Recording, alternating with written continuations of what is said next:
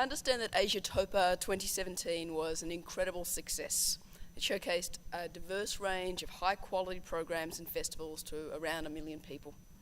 So with that in mind, we are very pleased that today Ms. Kate BEN-TOVIM is able to join us, AsiaTOPA's Creative Director. She's able to speak to us about her vision for AsiaTOPA 2020, including how Korea will be showcased. So please welcome Ms. Kate BEN-TOVIM. Thanks so much, everyone. Liz, I'm happy to say I might be able to answer a little bit of your third question. I'll give it a go anyway. I'm last on the speaking list, and I know you're here to speak to each other, so I'm going to try and keep it short, sharp, maybe a bit shiny. I'm Kate BEN-TOVIM, the Associate Director of AsiaTOPA. You've already heard Claire introduce AsiaTOPA, Victoria's triennial celebration of Asian culture. Our inaugural festival was in 2017, and we're deep in the planning mode for 2020. At its core, AsiaTOPA was created really to embed Asian programming in the calendar of our Victorian cultural institutions. But we also wanted to showcase Victoria as a sophisticated Asia literate community and really bring to life the people-to-people links that organisations like the Australia Career Foundation promote. Along the way, we commissioned more new work than any of the other major festivals in Australia, and we also brought together 60 plus cultural organisations to collaborate on programming, marketing and share resources so that we could really create an impact much greater than we could have created on our own. Both these are strategies that we'll be repeating with gusto for our 2020 edition. When it came to Korean artists, I think we had more fun in this space than with artists of any other country. We presented an entirely digital work by a fantastic young Korean artist, Ji-Sun Kim. The lead characters were dystopian Teletubbies ridden with existential angst who led us on a quest to see how many ways we could die in Grand Theft Auto. Of course, why don't we all think of that?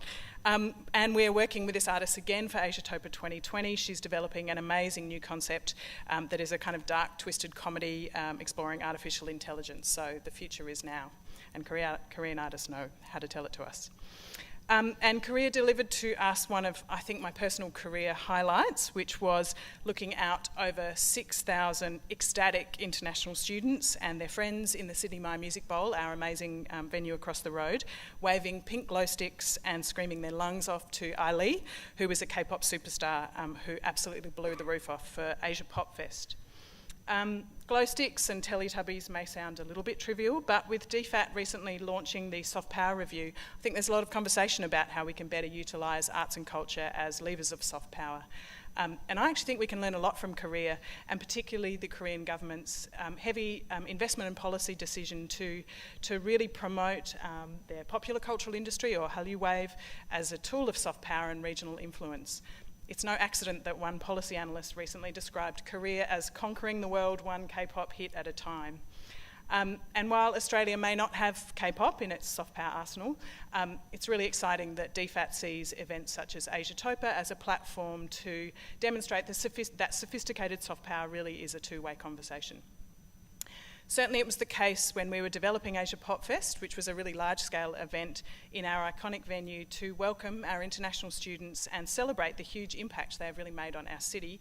Korean popular culture was hands down number one, the most important part of our programming menu. We're planning to repeat Asia Pop Fest in 2020.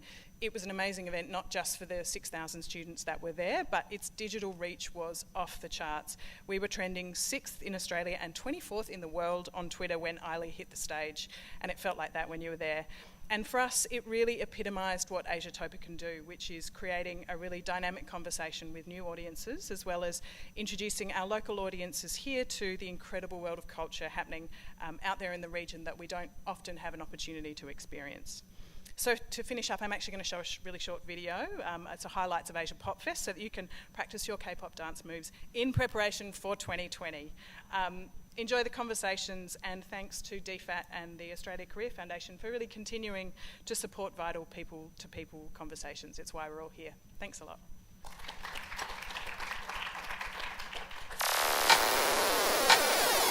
On behalf of the City of Melbourne, welcome to the biggest Asia Pop Fest and student welcome our city has ever seen. We are ranked best city in Australia for international students. Students are choosing Melbourne above many other global cities, and you are part of the reason that Melbourne is consistently ranked as one of the world's most livable cities. a city known for its excellent food, its relaxed lifestyle, its safe environment, and of course the quality of education providers and future employment. I'm delighted to say, even though we are an amazing technical venue, this is not the correct video. So we are not going to let you watch this. This was the welcome by the Lord Mayor to the international students that we played on stage, but it is not the right video. So it might be a little bit kind of confusing. So if we can find the right video, which is on YouTube, maybe we could just, anyway, we'll play it later, but you can continue. All right, thanks a lot.